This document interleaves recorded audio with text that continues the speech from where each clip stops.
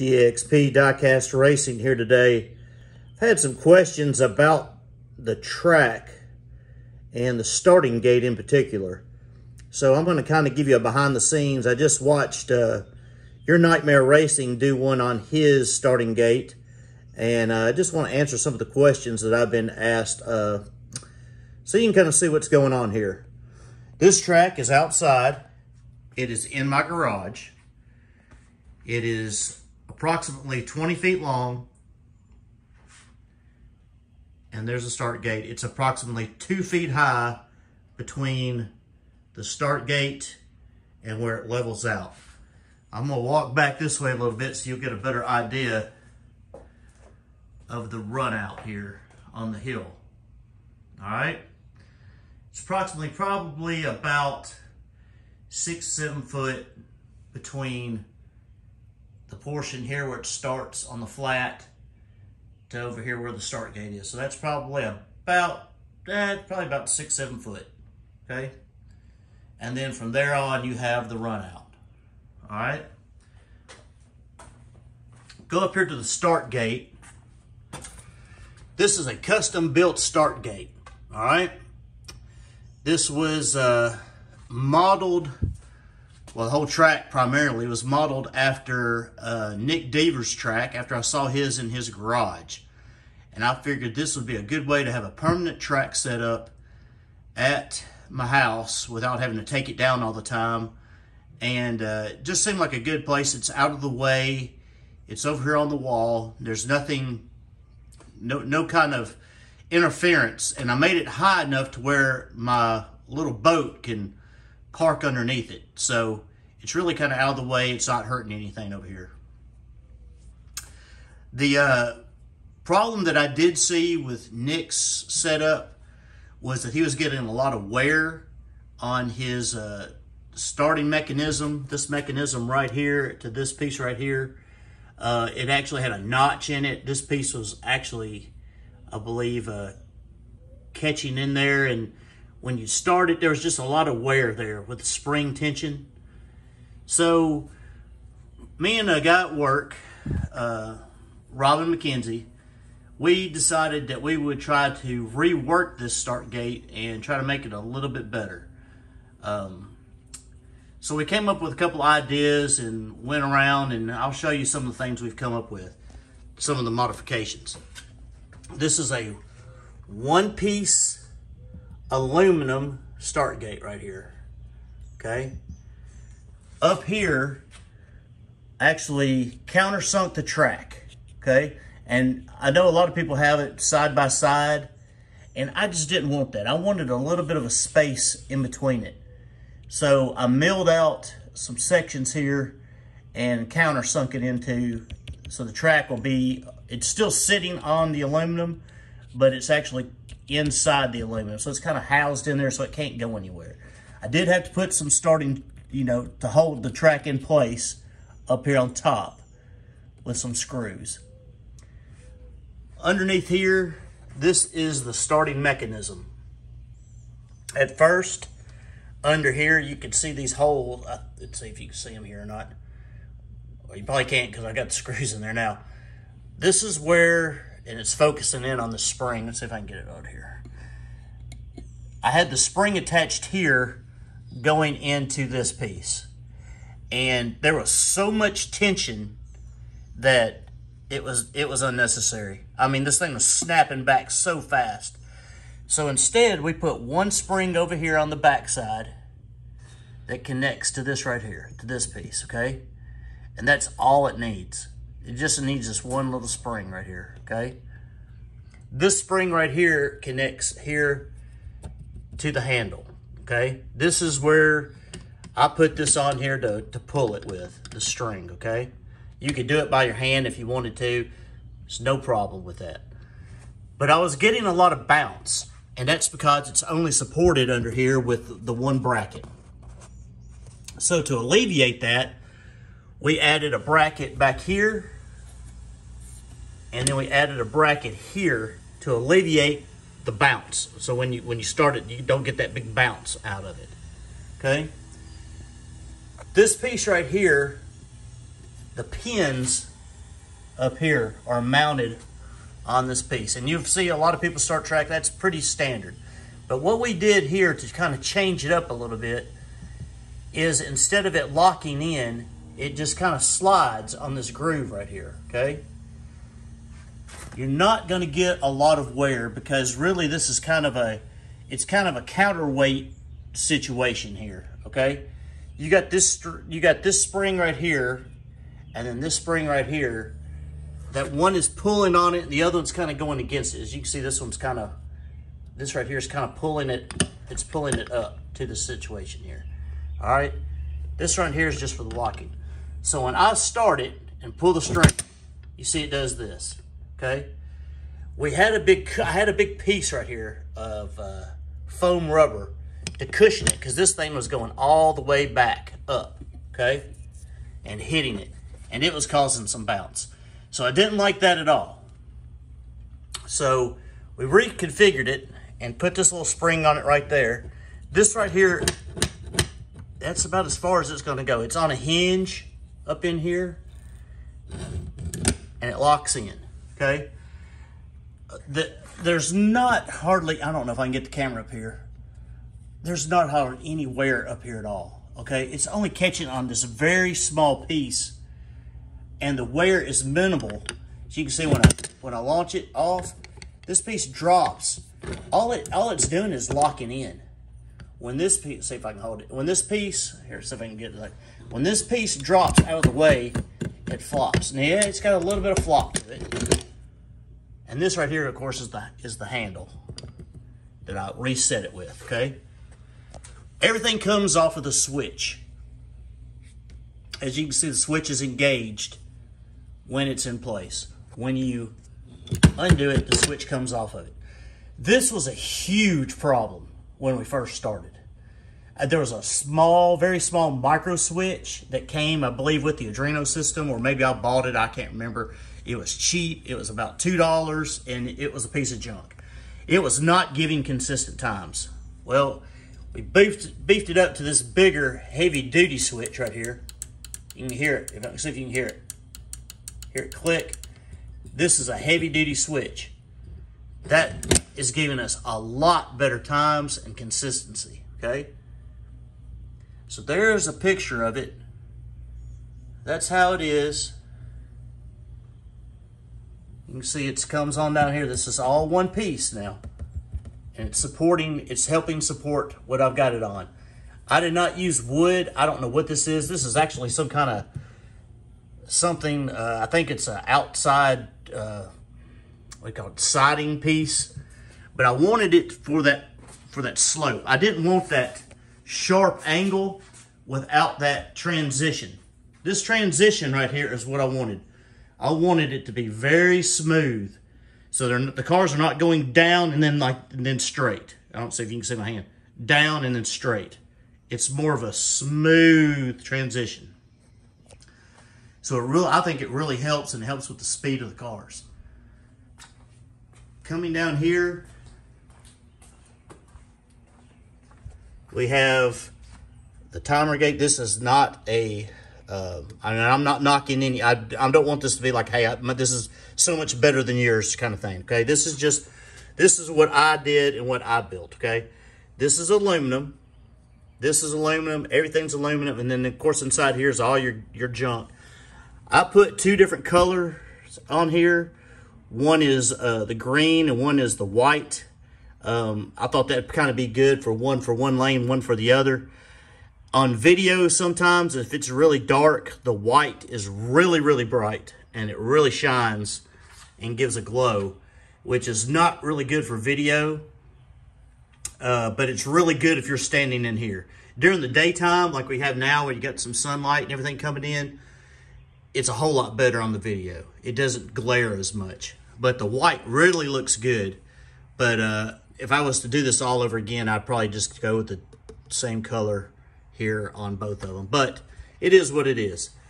It's operated by the two pieces down here, the sensors, and I don't know if I can get up underneath there, but there's two sensors up underneath there, and they shine through to get your time when the cars go across, and it does the time. Of course, you got all the wiring that's coming out of the hole and everything in here. And I got it under, try to get it as best I could up underneath here, hanging up. And it's plugged in right here because the cord's not long enough for the Adreno. Anyway, I just try to get it out of the way. It's probably not perfect. I mean, I know it's not perfect, but it does the job. And I would probably do some things different. I've got some brace pieces, as you can see, every so often down here. It probably needs a few more brace pieces. I've had to adjust it a little bit to try to get some of the swag out of it. I built my little box back here. That sticker keeps coming off. The catch box. I used foam rubber for a long time, and MDG, Michael's Diecast Garage, he's building these stop bags, and I have loved this thing because it helps a lot, and it's a good quality. I mean, it's durable construction. So I keep the foam pad back there. This piece right here, if you're running like singles, the Adreno system, the way it's based off when you start it, when you actually start the system and lock it in place, this will go black. And when the car goes by it, it will generate the time. You have to use a piece like this, something, whatever it is. This just happens to be something that I had to block one lane if you're only using one lane. So it'll register the time. If you do not, it will not register the time until you break the beam, okay? So I just keep this back here because when I'm doing some testing off air and nobody sees what's going on, I have to use that a time or two. I generally try to run in both lanes, so I can kind of get an idea. One of the problems that you do have with an outside track, you're temperature sensitive. You will notice the slots here. I have cut these slots 3 different times to try to get, and you get insects too, but yeah, just being outside. It's Skeeter Ridge for a reason, people. Come on now, give me a break. I've had to cut these a couple of different times because you get the expansion and contraction of the track. This track, orange track, will move. It will expand and contract. And in the winter, when it's cold, the sensor pieces right here will be towards that end of the track because it'll contract that much. Now that it's gotten warmer, it's actually in the 80s today, the track has grown. So yeah, you don't think it's going to grow much. It's grown since probably 3 weeks ago. It's grown probably about a good ½ inch. And each piece will grow. These pieces it's not seamless. The seamless track, like you can see, I got a piece of seamless down here. You see this? You fight that all the time. Okay, there's 2 pieces of seamless down there. You're constantly fighting that, and you're trying to figure out ways to do it. Talk to some other guys who have some seamless track. It's great. I'm not knocking seamless track if you can get that out of it.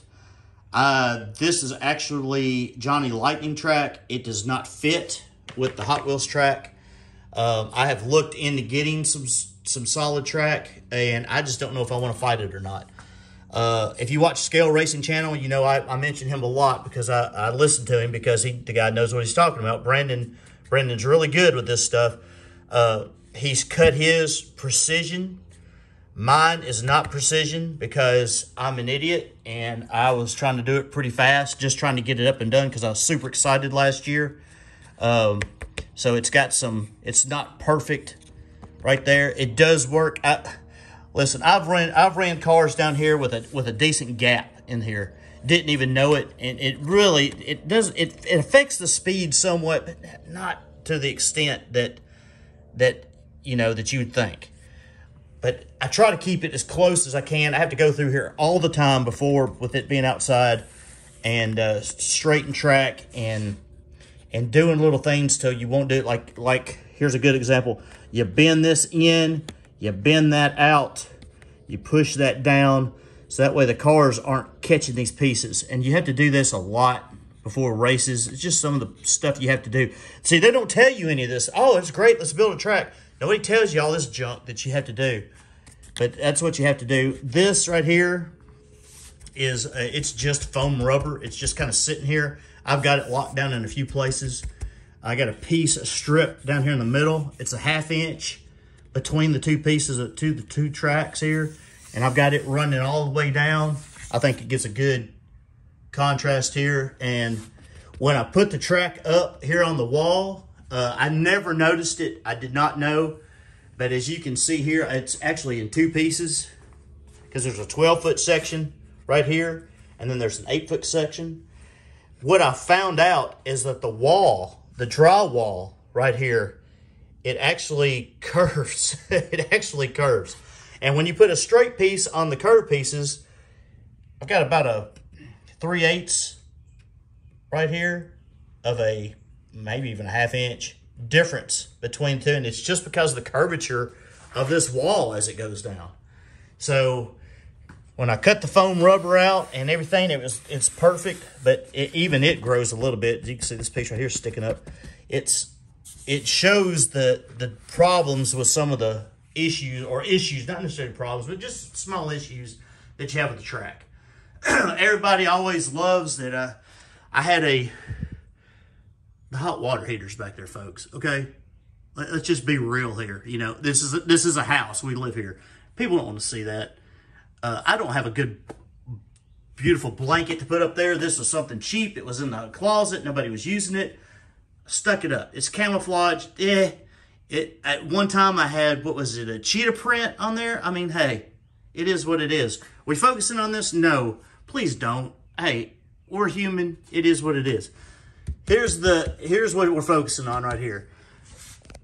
I do have a lot of graphite marks on here. I do clean the track. I don't really care if it's got these marks on it. You're probably not going to, unless you scrub it. You know, you clean it. I can clean it with alcohol. I clean it with a brush. I've got a paint brush that I go down here and clean things off of. I have to get, sometimes you get stuff like this junk right here. You know, it's falling on there, and I've cleaned it all off. I try to keep all the bugs. If I don't use it in a while, sometimes you'll find like a dead bug up here and stuff. It's because it's just a shelf. It's just a small shelf. I try to put all the racing stickers that I get up here. Still need some racing stickers.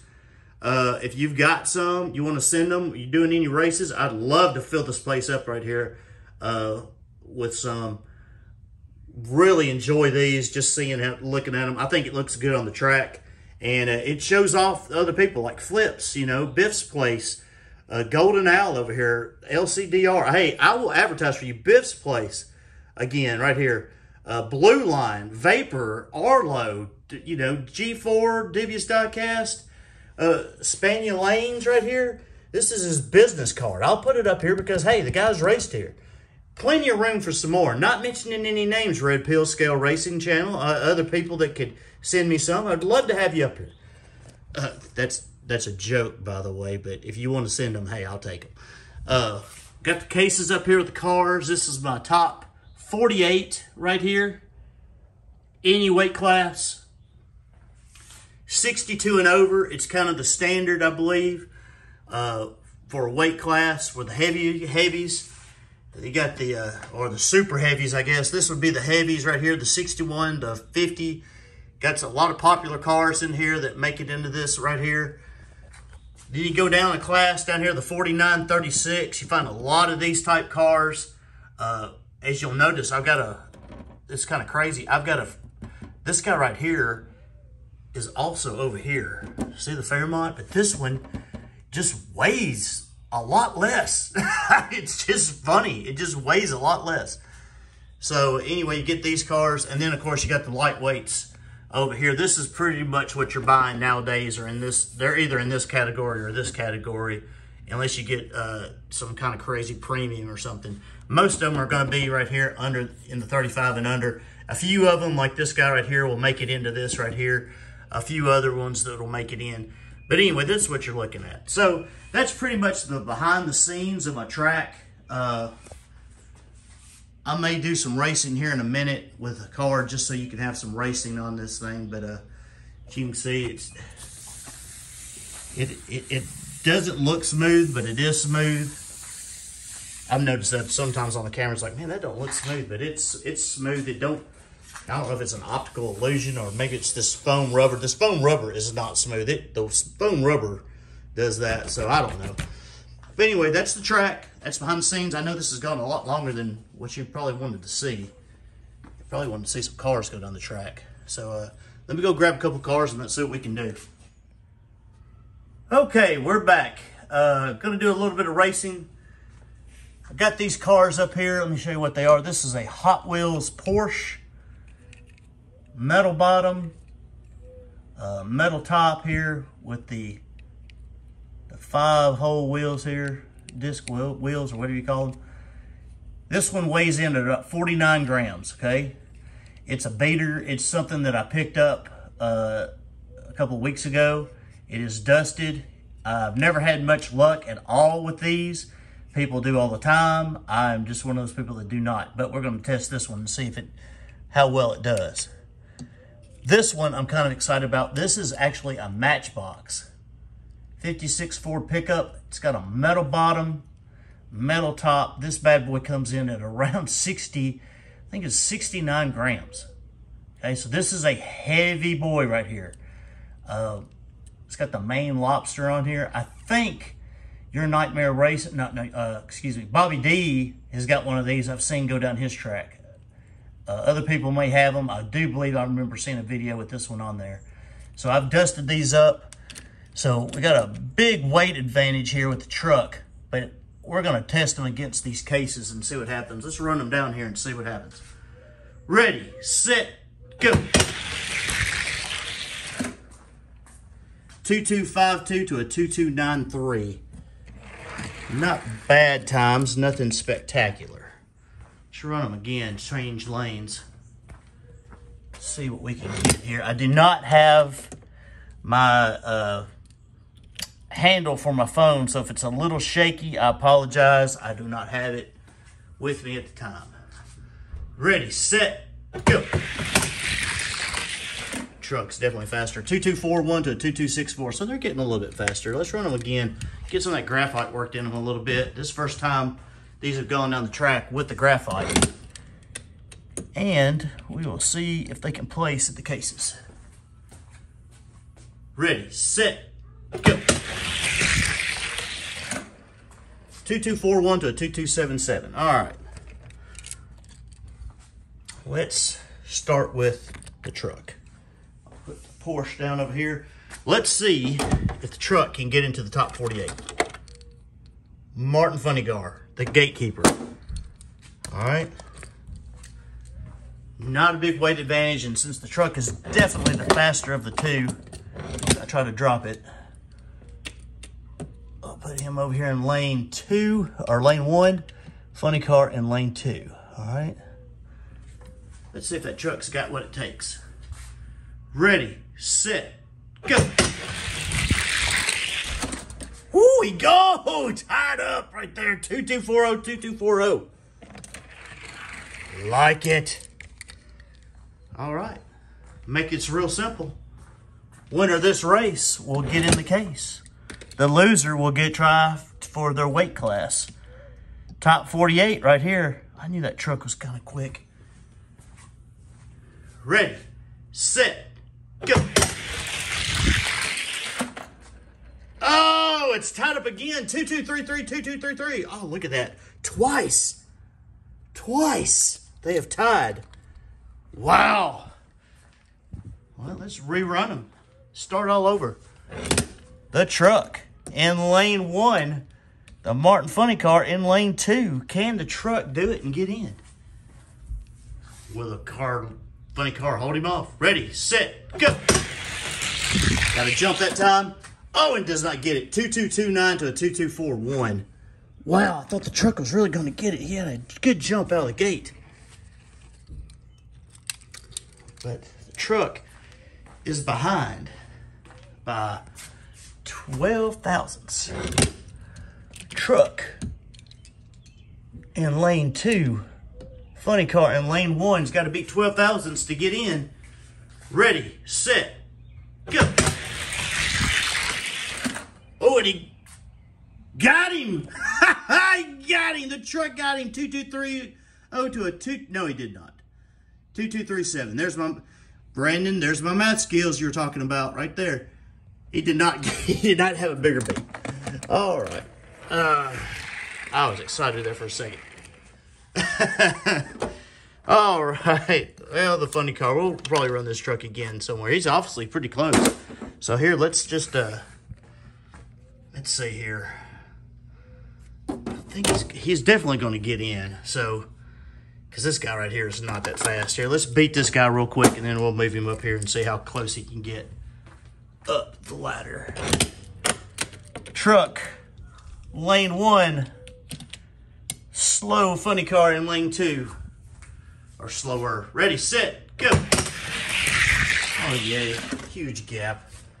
2238 to a 236. Yeah. This guy doesn't even need to be out here. So, he's in. Where is he at? Let's move him up quite a bit. Let's not joke around here. Let's move him up here to the Castrol. All right. That's number 8 on the list. Because I really believe he's going to be up there in top 8. Put him over here in lane 1. Castrol funny car in lane 2. Ready, set, go. 2263 to a 2275. So he got him by 12 thousandths. We will swap him over. Castrol funny car's got to beat 12 thousandths or else he takes his place on the beat. The truck fits really good in there too. Not a whole lot of adjusting on him. Ready, set, go. Funny car out of the gate. He got him, but only by 2. All right. So he beats him. Let's put him up against this big old truck. He got in there just a little while ago. All right, lock it down. Put the truck over in lane 1. The big semi over here in lane 2. Hot Wheels Kenworth. Ready, set, go. Got him out of the gate. 2249 to a 2254. Got him by 5 thousandths. Good race. Good race. We'll swap these guys up. Put the semi over in lane 1. We will put the truck in lane 2. 5 thousandths. Can he beat him? Ready, set, go. Oh, he pulled right around him. 2251 to a 2265. Truck moves up. The pickup truck. Pickup trucks moves up. Let's see. We'll go up here to the next guy. Get this Hot Wheels funny car right here. Team Handy. We will start the truck back where he likes to be started. Over here in lane 1. Matchbox truck. Funny car. Super heavyweights. Ready, set, go. Truck got a good jump, but he did not get him on the big end. 2244 to a 48. 4 thousandths by the funny car. Wow, he came alive down the strip. All right. Put the funny car over here. He's up by 4 thousandths. Can the truck do it over here in lane 2? Ready, set, go. Oh, he pulled around him. 2234 to a 2265. Wow. Not even close. It's not even close. Huh. Got a hot lane, maybe. All right. T-Rex funny car next up. Get a good look at him here. T-Rex funny car. I believe it's a side splitter. Truck in lane 1. T-Rex funny car in lane 2. Ready, set, go. Oh yeah, right out the gate. 2251 to a 2262. Got him by 11 thousandths. 11 thousandths. Side splitter T-Rex in lane 1. Matchbox truck in lane 2. Ready, set, go. Truck got him. 2238 to a 2252. Got him. Let me straighten my bag up back here. All right. Truck is doing some damage. Doing some damage, all right. He's up there. Whoops, I got my finger in front of the camera. Splatter. Oh, splatter paint. Can he get in?